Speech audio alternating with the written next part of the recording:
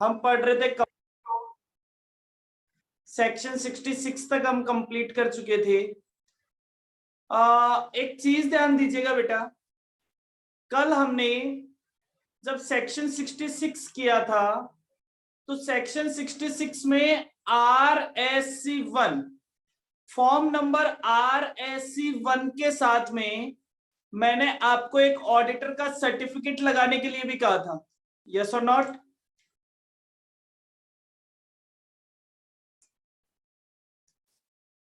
उसका सेक्शन अपन ने लिख दिया था 123। एक्चुअली वो 123 नहीं है, 133 है, तो उसे करेक्ट कर लीजिएगा। 123 की जगह 133 कर लीजिएगा।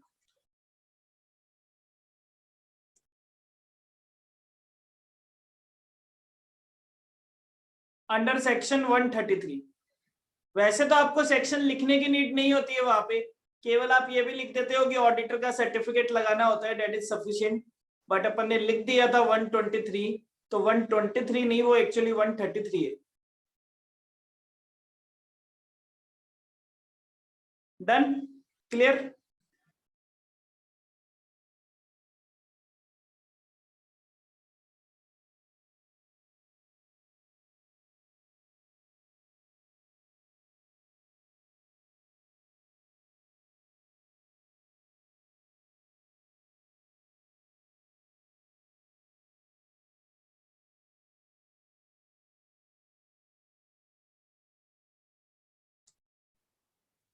हाँ जी, क्लियर है?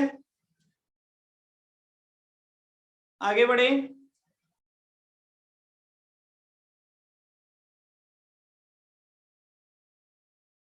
यस। तो बेटा आज का हमारा टॉपिक है, आज का हमारा टॉपिक है bonus, sorry, buyback of shares. Buyback of shares.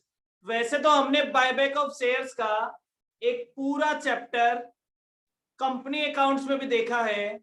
वहां पे हमने उसका थ्योरेटिकल एस्पेक्ट, जो सेक्शन वाइज थ्योरेटिकल एस्पेक्ट को हमने सेक्शन वाइज पढ़ा था। कहां पे पढ़ा था? हमने कंपनी अकाउंट्स में पढ़ा था। और फिर उसके प्रैक्टिकल क्वेश्चंस भी हमने देख रखे हैं कि कैसे कैसे बायबैक किया जाता है, जो कंडीशंस लगी हुई होती है उन कंडीशंस को कैसे, उन कंडीशंस को कैसे हम क्या कर सकते हैं, अप्लाई कर सकते हैं प्रैक्टिकली। चलिए सब, अब हम स्टार्ट कर रहे हैं। देखिए, सेक्शन, 3 सेक्शन की हम बात करेंगे। सेक्शन नंबर 68, सेक्शन नंबर 69 और सेक्शन नंबर 70। वैसे तो सेक्शन नंबर 67 भी इसी से रिलेटेड है, लेकिन 67 को सबसे लास्ट में डिस्कस करेंगे हम। 67 को सबसे लास्ट में डिस्कस करेंगे। पहले हम 68, 69 और 70 3 सेक्शंस डिस्कस करेंगे, 68, 69 और 70। तो चलिए स्टार्ट करते हैं हमारा topic, buyback of shares. Buyback of shares आपको क्या कहता है, ध्यान से देखिएगा। Buyback of shares,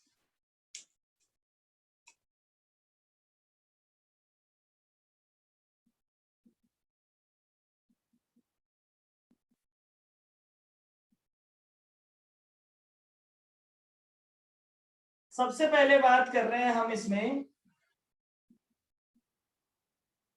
section 68, section number 68, buyback of shares. तो ये कहता है कि साहब आप बायबैक कहां से कर सकते हैं? बायबैक, अच्छा एक बात और समझिए, क्या आपको बायबैक का मतलब पता है? बायबैक का मतलब है जब कंपनी खुद अपने शेयर वापस खरीद लेती है। बेटा जब कंपनी खुद अपने शेयर क्या करती है, वापस खरीद लेती है। कौन से शेयर्स की हम बात कर रहे हैं? बायबैक केवल इक्विटी शेयर्स का होता है, प्रेफरेंस शेयर्स की बात हम नहीं कर रहे हैं। प्रेफरेंस शेयर्स का रिडम्पशन करना बायबैक नहीं होता है, ठीक है? तो हम बात कर रहे हैं इक्विटी शेयर्स की। इक्विटी शेयर्स को कंपनी जब वापस खरीद लेती है, सर कंपनी क्यों वापस खरीदती है बेटा? मैं एक बात बताता हूं आपको, मान लीजिए कंपनी के पास बहुत सारा पैसा पड़ा है और कंपनी को ऐसा लगता है कि अभी ये पैसा हमारे बिजनेस में किसी भी तरीके से काम नहीं आ सकता, तो कंपनी क्या करेगी? कंपनी कहती है चलो अपने शेयर्स ही वापस खरीद लो। तो कंपनी अपने शेयर्स क्यों वापस खरीदना चाहती है? तो बोले कंपनी में जो मेन लोग होंगे, जो प्रमोटर्स होंगे, जो कंपनी को कंट्रोल कर रहे होंगे, अगर कंपनी मार्केट से अपने शेयर वापस खरीद लेगी तो क्या उन लोगों का परसेंटेज बढ़ जाएगा? जैसे जैसे मैं कह रहा हूं, मान लीजिए मार्केट में 100 शेयर इश्यू हो रखे हैं। अब एक ए नाम का शेयर होल्डर है जिसके पास 40 शेयर है और बाकी 60 शेयर पब्लिक के पास। ठीक है सर। अब कंपनी क्या कर रही है? बायबैक कर रही है साहब। कंपनी ने बायबैक किया और ये इस पब्लिक वाले शेयर्स में से 20 शेयर क्या कर लिए? बायबैक कर लिए। तो अब ए के पास कितने शेयर है? 40 शेयर। पब्लिक के पास कितने शेयर है? 40 शेयर। तो टोटल पहले इसकी शेयर होल्डिंग कितनी थी? 40%। अब टोटल शेयर बचे हैं 80, तो अब इसकी शेयर होल्डिंग कितनी हो गई? 50%। तो इससे क्या होता है? कंपनी के ओनर्स की शेयर कैपिटल, जो कंपनी के कंट्रोल करने वाले लोग हैं, प्रमोटर्स बोल सकते हैं, उनकी शेयर होल्डिंग बढ़ जाती है, उनकी शेयर होल्डिंग का परसेंटेज बढ़ जाता है। दूसरा, अगर नंबर ऑफ शेयर कम हो जाएंगे तो कंपनी की अर्निंग्स पर शेयर पे बढ़ जाएगी। जैसे मैं कहता हूं कि पहले ये कंपनी 100 रुपए कमाती थी पूरे साल में और उसके शेयर्स भी 100 थे, तो एक शेयर पे 1 रुपए कमाती थी। अब ये कहते हैं कि ये 100 रुपए कमाएगी, लेकिन शेयर्स हो गए 80, तो पर शेयर की कमाई कितनी हो जाएगी? 1.25। तो ऐसा भी हो सकता है। तो हमने कहा कंपनी के पास बहुत सारा पैसा पड़ा हो, कंपनी को अपने प्रमोटर्स की शेयर होल्डिंग का परसेंटेज बढ़ाना हो, या उनको अपनी अर्निंग पर शेयर बढ़ानी हो, तो वो बायबैक कर सकते हैं। अब बात आएगी साहब, अगर आपको बायबैक करना है, आपने ये डिसाइड कर लिया हमें बायबैक करना है, तो अगर बायबैक करना है तो भाई बायबैक करने के लिए पैसे की जरूरत तो पड़ेगी। तो आप कौन सा पैसा काम में लेंगे? मतलब बायबैक कहां से कर सकते हैं? तो हमने कहा buyback can be from, buyback किया जा सकता है सबसे पहला फ्री रिजर्व से। हाँ साहब, जो आपके पास खाली प्रॉफिट पड़ा है, किसी भी काम में ले सकते हो, आप उससे बायबैक कर सकते हो। या आप, आपके पास जो सिक्योरिटीज प्रीमियम अकाउंट में पैसा पड़ा है, जो आपके पास सिक्योरिटीज प्रीमियम अकाउंट में पड़ा है, आप उससे भी बायबैक कर सकते हो। या फिर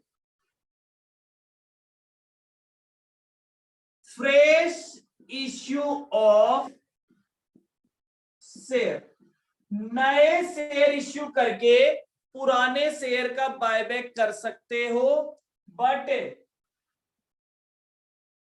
shall not be same of old share. अब आप कह रहे हो साहब हम नए शेयर 10 रुपए वाले इश्यू कर रहे हैं, 10 रुपए वाले इक्विटी शेयर इश्यू कर रहे हैं। क्यों कर रहे हैं? क्योंकि हम पुराने 10 रुपए वाले इक्विटी शेयर का बायबैक करना चाहते हैं। अरे भाई क्या मतलब निकलेगा? आप कह रहे हो 10 रुपए वाले पुराने शेयर का बायबैक कर रहे हैं, उसके लिए नए 10 रुपए वाले इक्विटी शेयर इश्यू कर रहे हैं, तो फिर तो उस बायबैक से कोई मतलब नहीं निकला। ना तो पैसे पे फर्क पड़ा, ना शेयर होल्डिंग पे फर्क पड़ा, ना और कुछ फर्क पड़ा, तो फिर तो कोई मतलब ही नहीं निकला। तो आप तीन जगह से बायबैक कर सकते हो, फ्री रिजर्व से कर सकते हो, सिक्योरिटी प्रीमियम से कर सकते हो, नए शेयर इश्यू कर सकते हो, लेकिन वो नए शेयर सेम एग्जैक्टली बायबैक वाले शेयर्स के जैसे नहीं होने चाहिए। क्लियर है?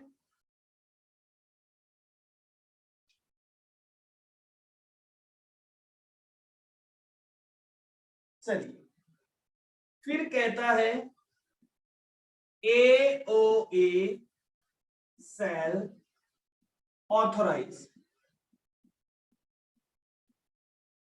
हाँ साहब, एओए से ऑथोराइजेशन होना चाहिए, एओए आपको ऑथोराइज करना चाहिए। फिर बात आती है साहब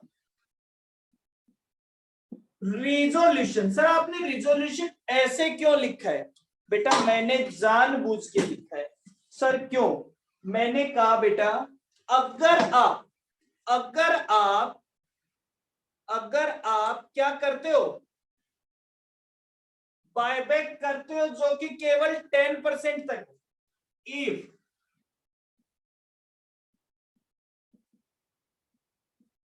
buyback if buyback up to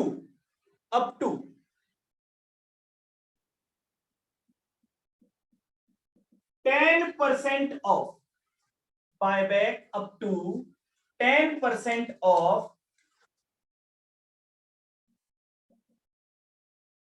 paid up capital plus free reserve. अगर बायबैक पेड अप कैपिटल और फ्री रिजर्व के 10% तक है तो आप क्या करोगे, board resolution in board meeting, BR means board resolution in board meeting. बस आपको क्या करना है, बोर्ड रिजोल्यूशन बोर्ड मीटिंग में। लेकिन ये पहला पॉइंट था। दूसरा point, if buyback more than 10% but up to 25% of same paid up capital plus free reserve. तो आप क्या करेंगे, साहब, यहां पे आपको स्पेशल रिजोल्यूशन पास करना पड़ेगा इन जनरल मीटिंग। यहां पे आपको स्पेशल रिजोल्यूशन पास करना पड़ेगा general meeting.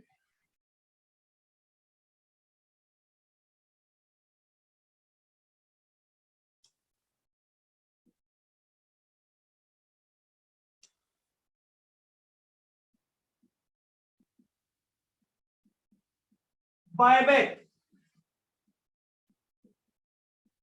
more than 25% is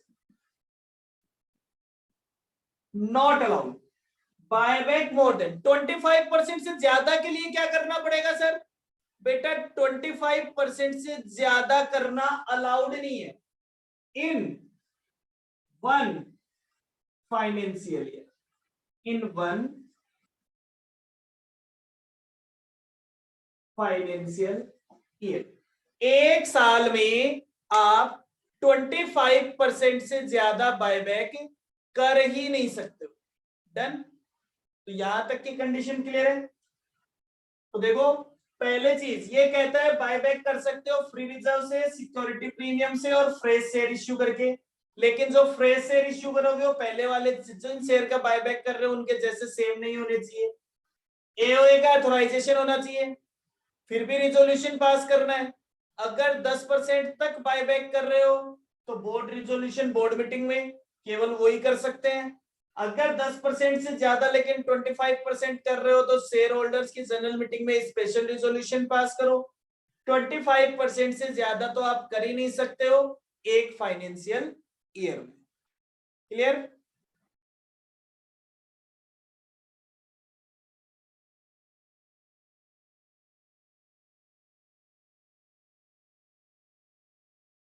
ये नोट कर लिया, ये हटा दूं?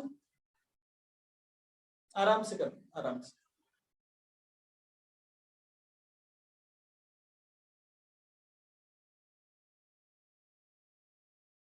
ज्यादा नहीं लिखना, बहुत शॉर्ट में लिखा रहा हूं।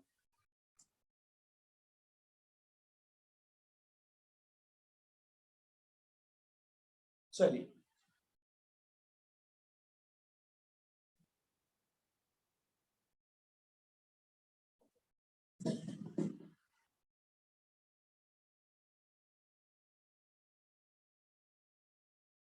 अब ये कहता है साहब, अगर स्पेशल रिजोल्यूशन पास कर रहे हो, अगर आप स्पेशल रिजोल्यूशन पास कर रहे हो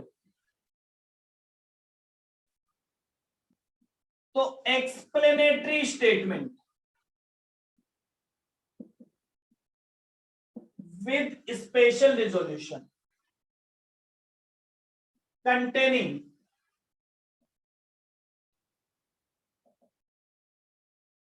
all details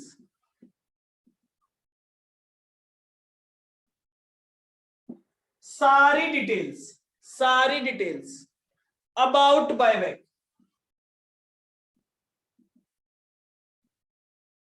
about buyback. Sir क्या क्या डिटेल हो सकती है, क्या क्या डिटेल हो सकती है? That is source. भाई बायबैक आप कहां से कर रहे हो, बायबैक आप कहां से कर रहे हो? आप फ्री रिजर्व से कर रहे हो, सिक्योरिटी प्रीमियम से कर रहे हो, या नए शेयर इश्यू करके कर रहे हो? क्लास ऑफ शेयर, कौन से शेयर का कर रहे हो, कौन से शेयर का कर रहे हो? कितने अमाउंट का कर रहे हो? और ऐसा कह सकते हो टाइम लिमिट, कितने टाइम में बोनस सॉरी बायबैक कर रहे हो, तो आपको ये भी बताना पड़ेगा। ठीक है साहब,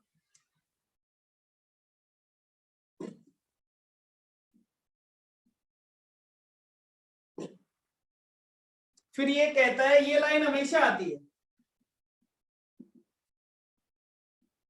buyback off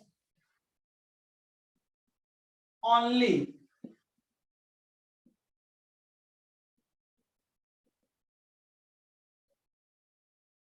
fully paid up shares. Buyback केवल और केवल कौन से शेयर्स का होगा? Buyback fully paid up shares का ही हो सकता है। ठीक है साहब, फिर ये बोलता है आगे, डेब्ट इक्विटी रेशियो, डेब्ट equity ratio after buyback must be 2:1, 2:1 और लेस। जो डेब्ट इक्विटी रेशियो है वो मैक्सिमम कितना हो सकता है? 2:1, या उससे कम हो सकता है, कोई दिक्कत नहीं, उससे ज्यादा नहीं होना चाहिए, 2:1 से ज्यादा नहीं होना चाहिए।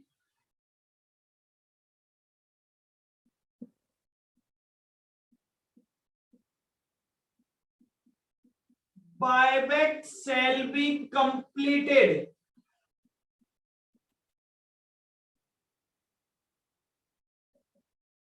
within 1 year.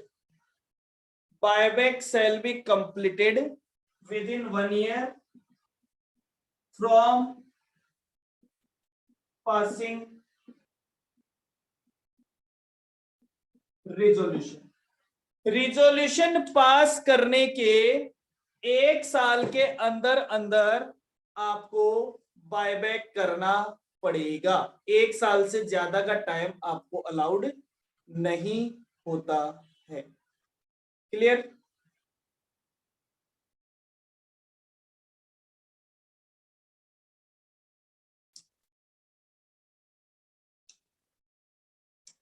अब फिर कहते हैं, if not done in 1 year, अगर आपने 1 साल में बायबैक नहीं किया, 1 साल में आपने बायबैक नहीं किया, then give reason in director responsibility statement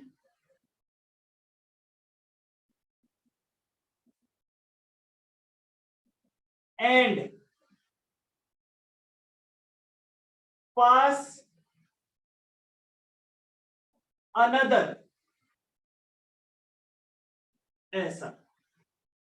ये लीजिए सर, ये कहता है 1 साल के अंदर अंदर बायबैक करना पड़ेगा। अगर 1 साल में आपने बायबैक नहीं किया तो फिर आपको आपके डायरेक्टर रिस्पॉन्सिबिलिटी स्टेटमेंट में उसका रीजन बताना पड़ेगा कि इस रीजन की वजह से हमने बायबैक नहीं किया है, और अब आपको अगर बायबैक करना है तो आपको दोबारा स्पेशल रिजोल्यूशन पास करना पड़ेगा। डन।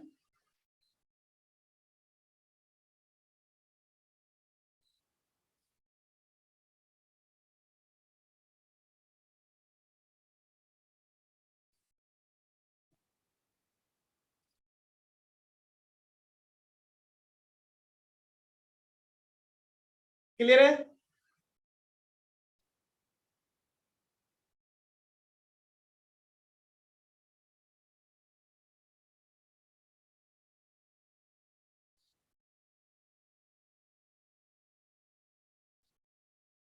ये बात थी सेक्शन 68।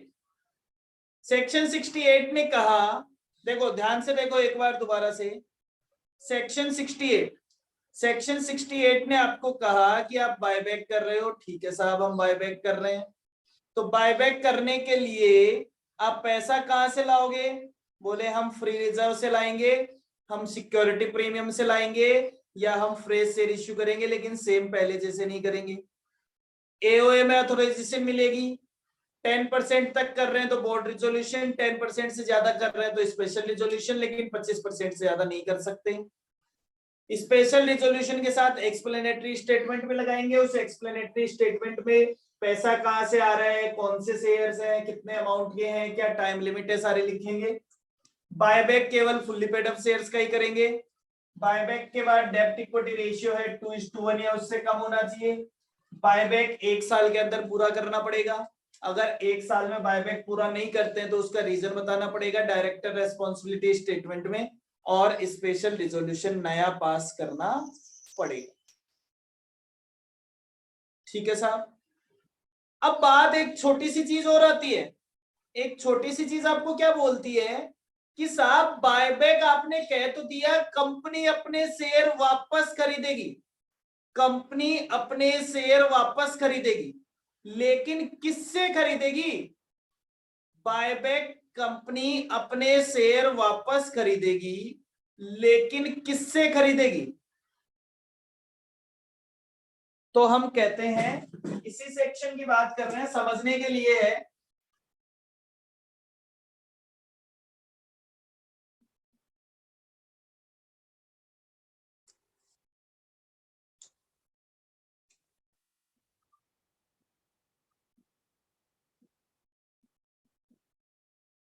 बायबैक,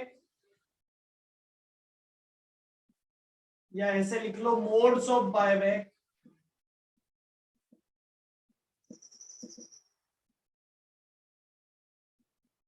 दैट इज, ऐसे भी समझ सकते हो।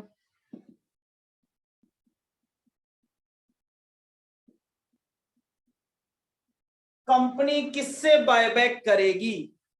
तो मैंने कहा साहब कंपनी बायबैक कर लेगी एग्जिस्टिंग शेयर होल्डर से। एग्जिस्टिंग शेयर होल्डर से मतलब एग्जिस्टिंग शेयर होल्डर को एक लेटर लिखेगी, एग्जिस्टिंग शेयर होल्डर्स को एक लेटर लिखेगी। आपको अगर आपके पास जो शेयर है वो शेयर वापस कंपनी को देना है तो आप दे सकते हैं, हम खरीदने को तैयार हैं इस अमाउंट पे। ठीक है साहब। तो उन्होंने किससे खरीदा? एग्जिस्टिंग शेयर होल्डर से, या फिर वो open market, open market, open market मतलब stock exchange,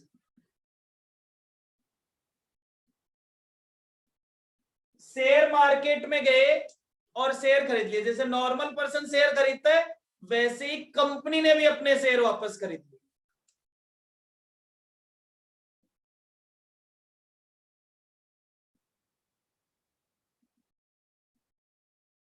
from employ, employ से खरीद लिए। एम्प्लॉय से कौन से शेयर खरीदेगी साहब? ईएसओपी शेयर्स, जो कंपनी ने एम्प्लॉयज को दे रखे थे ईएसओपी में, वो शेयर खरीद लिए। ठीक है साहब।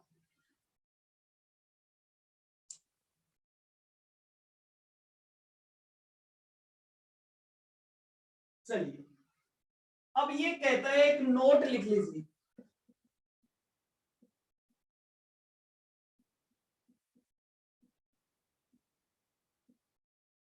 Different modes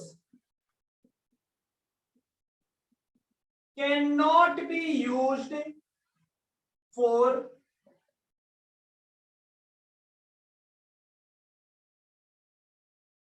single buyback. जैसे आप ये कहते हो कि कंपनी एक बायबैक कर रही है, मान लो कंपनी कह रही है हमें 20% शेयर्स का बायबैक करना है, कंपनी कह रही है हमें 20% शेयर्स का बायबैक करना है, तो उस 20% में वो एग्जिस्टिंग शेयर होल्डर से भी खरीद रही है, वो ओपन मार्केट से भी खरीद रही है, और वो एम्प्लॉइज की ईएसओपी वाले भी ले रही है। क्या एक ही बायबैक में ये सारी चीजें अलाउड हो जाएगी? क्या क्या एक बायबैक में सारे काम किए जा सकते हैं क्या?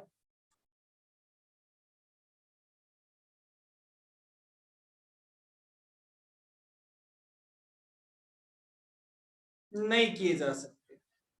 ठीक है, चलिए सर। अब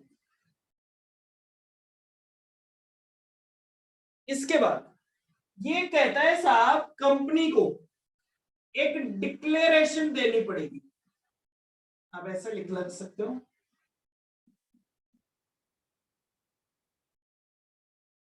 डिक्लेरेशन किस, कब देनी पड़ेगी? बोले after resolution, but before buyback. जब कंपनी अपना बायबैक का रिजोल्यूशन पास कर ले, जब कंपनी अपना बायबैक का रिजोल्यूशन पास कर ले, तो बायबैक करने से पहले उसे क्या करना पड़ेगा? एक डिक्लेरेशन देनी पड़ेगी। किसको देनी पड़ेगी? To ROC. किसको देनी पड़ेगी? To ROC, that company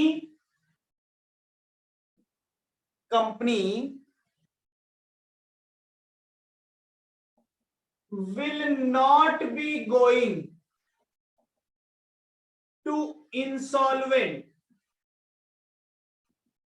in 1 year। मतलब कंपनी इस साल इंसॉल्वेंट होने वाली नहीं है। कंपनी की ऐसी कंडीशन नहीं है कि कंपनी अगले 1 साल में इंसॉल्वेंट हो जाए। भाई मैं डिक्लेरेशन देता हूं ना, जैसे कई बार अपन कोई फॉर्म भरते हैं तो उसके नीचे लिखा हुआ होता है डिक्लेयर कि ये जो डिटेल्स आपने फिलअप की है सारी, ये सारी डिटेल सही है। या कई बार आप डिक्लेरेशन देते हैं कि अगले 1 साल में आप ऐसा नहीं करने वाले, तो ये कहते हैं कि भाई हमारे अकॉर्डिंग कंपनी की ऐसी कंडीशन नहीं है कि कंपनी अगले 1 साल के अंदर अंदर इंसॉल्वेंट होने वाली है। अब मान लो ऐसी डिक्लेरेशन देने के बाद ये 6 महीने बाद कोर्ट में जाते हैं और कहते हैं हमें इंसॉल्वेंट डिक्लेयर कर दो, तो क्या कोर्ट इन्हें डिक्लेयर कर देगा? कोर्ट कहेगा अभी 6 महीने पहले तो आपने ये डिक्लेरेशन दी थी कि हम 1 साल में इंसॉल्वेंट होने वाली कंडीशन में नहीं है। तो इसलिए 1 साल के लिए आपको आरओसी को ये डिक्लेरेशन देनी पड़ेगी। फिर कहता है इफ लिस्टेड कंपनी,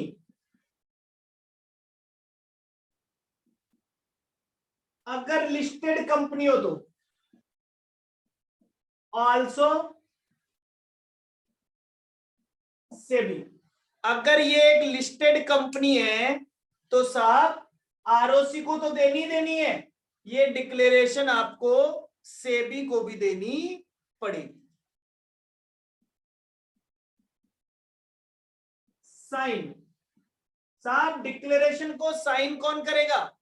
डिक्लेरेशन को साइन करेंगे टू डायरेक्टर्स, डिक्लेरेशन को डायरेक्टर करेंगे, सॉरी साइन करेंगे two directors. One is MD, उसमें से एक मैनेजिंग डायरेक्टर होना चाहिए।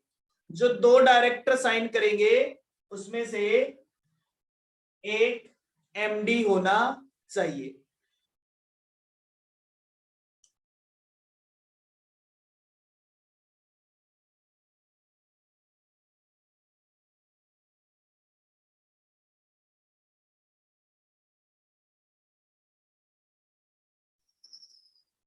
लिख लिया?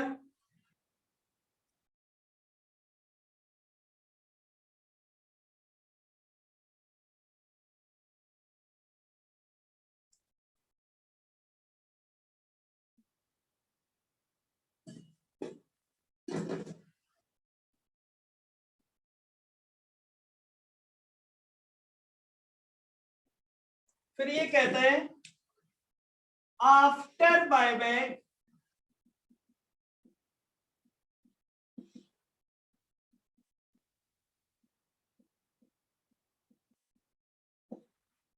physical shares can be destroyed in 7 days। तो आजकल तो जैसे ये कंडीशन नहीं होती है, लेकिन फिर भी ये कहते हैं अगर आपके शेयर फिजिकल कंडीशन में थे, मतलब डीमेट अकाउंट में नहीं थे, शेयर जो थे वो फिजिकल कंडीशन में थे, तो अगर आपके शेयर फिजिकल कंडीशन में थे तो जब आप शेयर खरीदोगे तो जिनसे आपने शेयर खरीदे हैं वो अपना शेयर सर्टिफिकेट आपको वापस दे देंगे। तो विद इन 7 डेज आपको उनको डिस्ट्रॉय कर देना है, उसको डिस्ट्रॉय कर देना है। ठीक है, मतलब फाड़ फूड़ के फेंक देना है जो सर्टिफिकेट आया है। ठीक है, चलिए साहब एक छोटी सी बात और है, एक छोटी सी बात और है।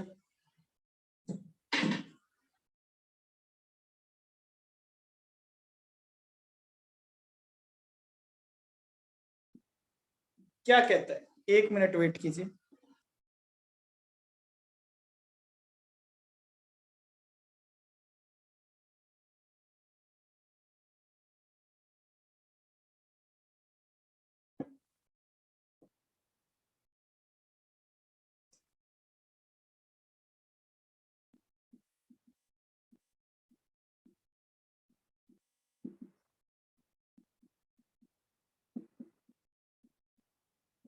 नो फर्दर बायबैक इन 1 ईयर, कंपनी ने एक बार बायबैक कर लिया तो अब दोबारा बायबैक वो 1 साल तक नहीं कर पाएंगे, मतलब 1 साल के बाद में दोबारा बायबैक कर सकते हैं। ठीक है, नो फर्दर इश्यू ऑफ, एक बार बायबैक किया है तो फिर वो इश्यू नहीं कर सकते same kind of share in next 6 month, अगले 6 महीने तक। जैसे हमने कहा कि भाई आप सेम शेयर इश्यू करके बायबैक तो कर ही नहीं सकते, लेकिन बायबैक करने के बाद भी अगले 6 महीने तक आप सेम शेयर इश्यू नहीं कर सकते। ठीक है, एक्सेप्ट मतलब कर सकते हो, एक्सेप्ट मतलब कर सकते हो। कैसे? अगर आप बोनस में दे रहे हो, अरे पैसे ही नहीं ले रहा मैं तो फ्री में दे रहा हूं साहब, तो दे सकते हो। या फिर आप स्वेट इक्विटी शेयर दे रहे हो तो भी दे सकते हो। या फिर आप अपने एम्प्लॉइज को ईएसओपी दे रहे हो तो भी दे सकते हो। या फिर शेयर वारंट दे रहे हो। अब अभी मैं आपको ये बताऊंगा ये शेयर वारंट क्या होता है। शेयर वारंट क्या होता है? शेयर वारंट ये होता है कि आपने लोगों को शेयर का एक वारंट बना के दे दिया, मतलब एक पेपर बना के दे दिया कि अभी तो देखो हम आपको शेयर नहीं दे सकते, लेकिन हम आपको इतने रुपए वाले इतने शेयर देने का वादा कर देते हैं, क्योंकि हम पे अभी कंडीशन लगी हुई है, हमने अभी थोड़े दिन पहले बायबैक की है, तो हम अभी शेयर आपको इश्यू नहीं कर सकते, तो हम आपको शेयर की जगह शेयर वारंट दे रहे हैं। जब हमारी कंडीशन पूरी हो जाएगी तो उस दिन आप हमें वारंट वापस दे देना और बदले में शेयर लेके चले जाना। तो शेयर वारंट क्या होता है? शेयर वारंट एक डॉक्यूमेंट होता है जो शेयर के बदले में दिया जाता है, और आफ्टर ए स्पेसिफाइड पीरियड उस शेयर वारंट को शेयर में कन्वर्ट कर दिया जाता है। डन। अगर सर क्यों इश्यू करते हैं, बोले अगर किसी पॉइंट ऑफ टाइम पे कंपनी शेयर इश्यू नहीं कर सकती है तो वो क्या कर देती है, शेयर के बदले में शेयर वारंट इश्यू कर देती है। समझ गए?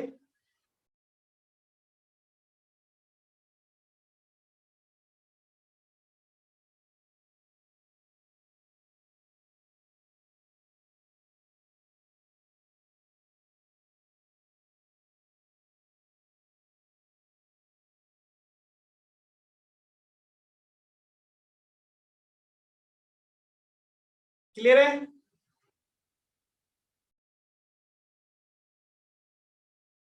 फिर इसके बाद एक फॉर्म आता है साहब। सर ये कितना बड़ा है बेटा, ये बहुत सारे रूल है। Form SH10, form SH10। आपने बायबैक कर लिया, तो बायबैक करने के बाद डेट ऑफ कैंसिलेशन, जब आपने शेयर को कैंसिल किया है,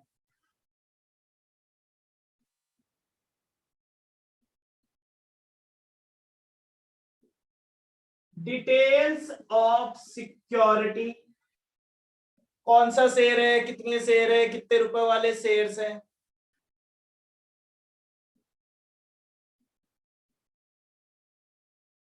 consideration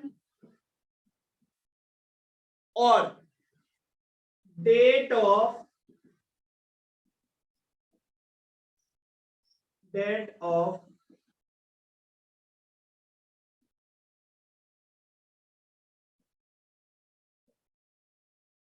physical destroy, date of physical destroy. तो सिंपली आप क्या समझ गए कि बायबैक करने के बाद अब अगर हमारे पास शेयर कैसे आए हैं, अगर शेयर डीमेट फॉर्म में थे तो जैसे ही आए होंगे हमने उनको कैंसिल हो गए होंगे वो शेयर्स। अगर डीमेट फॉर्म में नहीं थे या डीमेट में थे तो उसमें आप कितने शेयर कैंसिल हुए हैं उनकी डिटेल दो, कितने कंसिडरेशन में हुए हैं उनमें दो। लेकिन अगर शेयर फिजिकल थे तो फिजिकल में जब आपने उनको फिजिकली डिस्ट्रॉय किया है ना उसकी डेट भी लिख दो। ठीक है, आपके पास आते ही वो शेयर कैंसिल तो हो गया, लेकिन डीमेट में तो उसे फिजिकली डिस्ट्रॉय नहीं करना पड़ता, लेकिन अगर वो शेयर फिजिकल कंडीशन में है तो आपको फिजिकल डिस्ट्रॉय करने की डेट भी उसमें लिखनी है। ठीक है साहब, तो ये होगा फॉर्म नंबर SH10। अब क्या करें सर, SH10 में आपने लिख लिया, SH10 में लिखने के बाद return of buyback, return of buyback, sorry इसको ऐसे लिख लो, फॉर्म SH11, फॉर्म SH11। ये क्या होता है? ये होता है रिटर्न ऑफ बायबैक।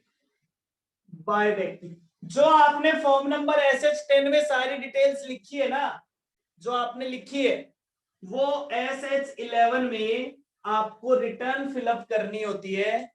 किसको करनी होती है? To ROC within 30 days. Within 30 days जब आपने बायबैक किया है उसके 30 डेज में ये रिटर्न आपको ROC को देनी होती है। To SEBI also if listed, और अगर लिस्टेड कंपनी है तो सेबी को भी देनी पड़ती है। ये लो साहब, इतना कंटेंट है जो सेक्शन 68 का कंटेंट है। ये सारा जो हमने अभी तक लिखा है, ये सारा कंटेंट सेक्शन 68 का है। ठीक है, ऐसा नहीं है कि आपको ये सारी ही चीजें लिखनी होती है, ठीक है ना।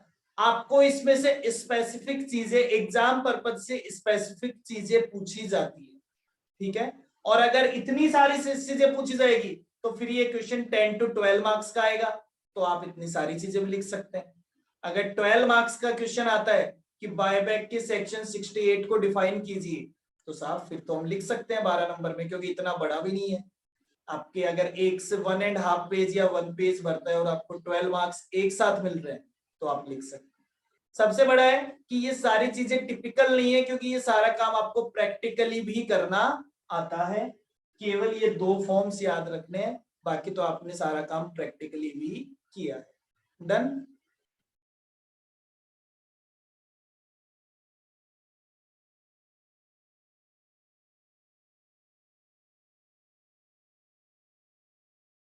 चलिए, अब एक छोटी सी बात, आगे वाली सेक्शंस बहुत छोटी छोटी है।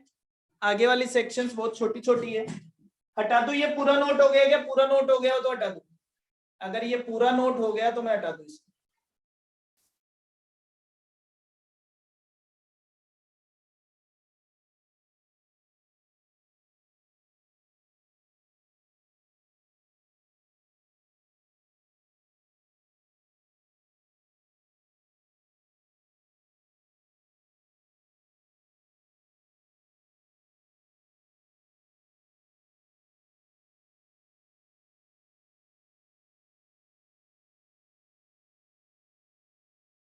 Done.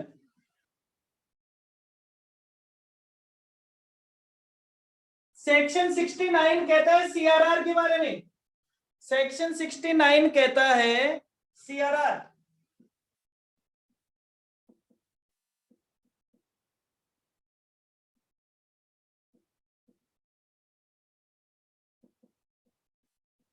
Amount transfer to CRR। अच्छा एक बात बताओ भाई, नए शेयर इश्यू करके बायबैक किए, नए शेयर इश्यू करके बायबैक किए, तो क्या CRR में ट्रांसफर करना पड़ेगा क्या? ये बात आपको पहले से पता है? नहीं करना पड़ेगा। कब करना पड़ेगा? तो बोलते हैं when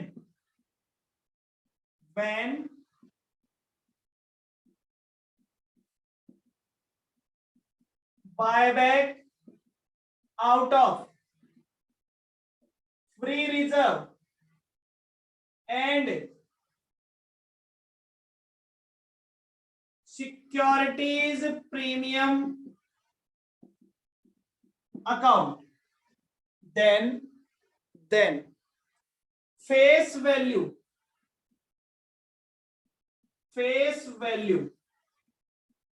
of share buyback will be transferred to CRR। CRR में ट्रांसफर करना पड़ेगा, ये यहां लिखा हुआ है इसलिए करते हैं हम। फिर वो कहता है such CRR only used for issue of fully paid up bonus share, उस सीआरआर को केवल आप fully paid up bonus share issue करने के लिए यूज कर सकते हो। बस सेक्शन 69 इतना ही है। सेक्शन 69 में इतनी बात बोल रखी है बोनस से रिलेटेड।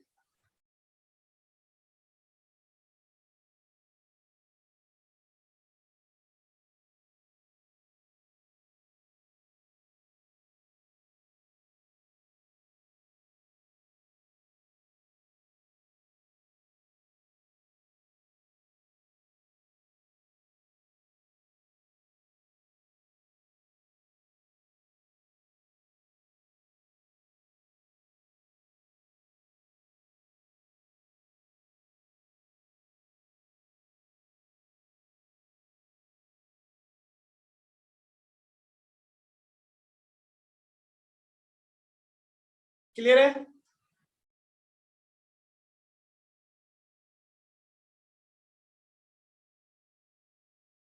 चलिए सेक्शन 70, सेक्शन 70 वो छोटा सा सेक्शन है लेकिन इंपॉर्टेंट है। सेक्शन 70 छोटा सा है लेकिन इंपॉर्टेंट है।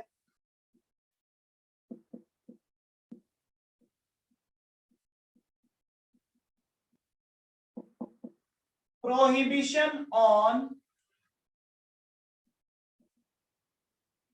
बायबैक। साहब कब एक कंपनी बायबैक नहीं कर सकती? कब एक कंपनी बायबैक नहीं कर सकती? If made default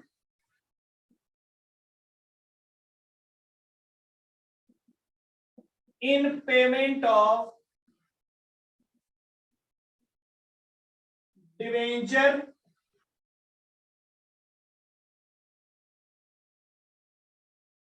deposit, debenture deposit, dividend, dividend, loan repayment and redemption of preference है। तो सिंपल सी बात है कि अगर कंपनी ने डिबेंचर के पेमेंट में, डिपॉजिट्स के पेमेंट में, डिविडेंड के पेमेंट में, लोन के रीपेमेंट में और प्रेफरेंस शेयर्स के रिडम्पशन में कोई डिफॉल्ट किया है तो साहब वो बायबैक नहीं कर सकते।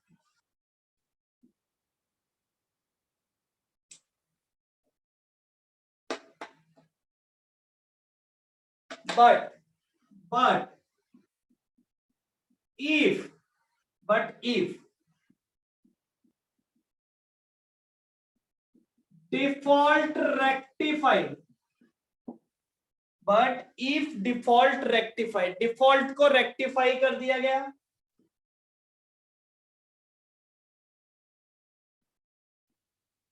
After 3 years of rectification,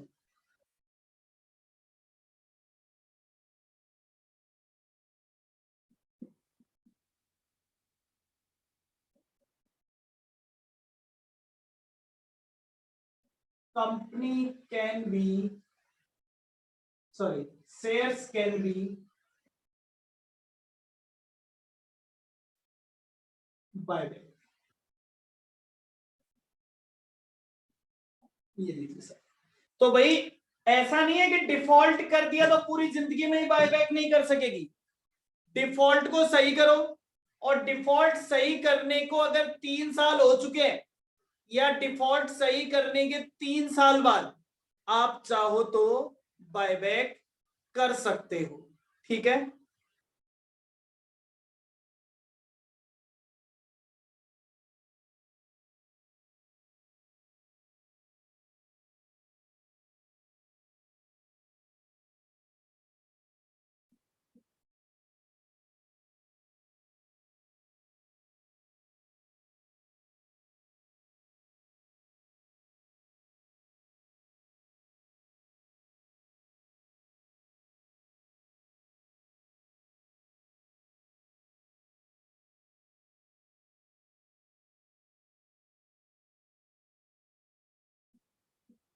no buyback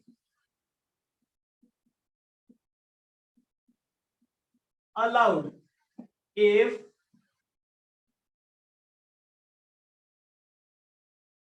company not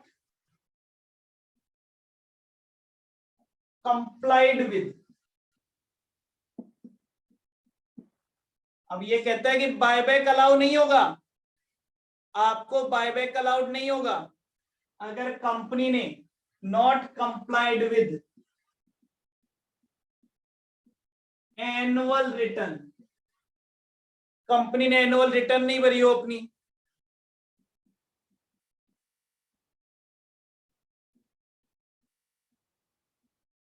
dividend payment not made, dividend का पेमेंट नहीं किया हो,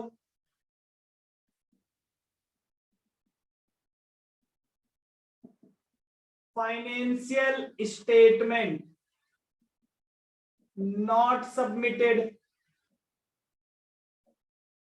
टू आरओसी, अगर कंपनी ने आरओसी को अपने फाइनेंशियल स्टेटमेंट नहीं दिए हो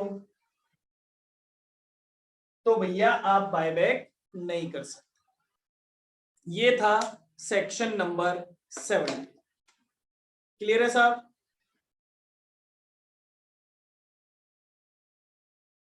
तो 3 सेक्शन की हमने बात की है बायबैक से related, section number 68, section number 69 और सेक्शन नंबर 70। एक चीज और लिखी हुई है सेक्शन नंबर 67 में, वो थोड़ी सी बायबैक से रिलेट करती है बट उसको पढ़ेंगे कल। ये स्पेसिफिकली 3 सेक्शन है जो एक्सक्लूसिवली बायबैक की बात करती है, 68, 69 और 70। डन, जो डायरेक्टली हमें बायबैक के बारे में रूल समझाती है। ओके,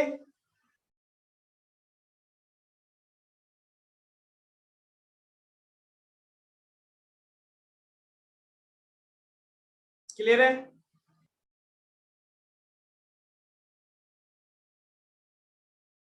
चलिए 1 सेकंड चालू रखिएगा।